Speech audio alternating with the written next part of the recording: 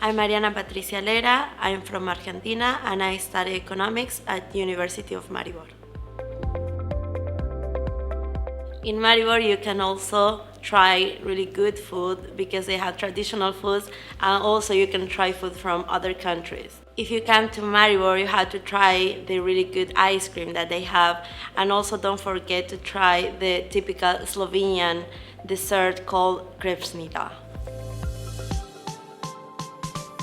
Before I came to Maribor, I was a little bit scared because of the language and also because I came from really far away. But I realized here that people are really open and friendly and you can communicate just with English. Before I came to Maribor, I looked some pictures to know how the nature is here, but I realized when I was here that it's even more beautiful than in the pictures.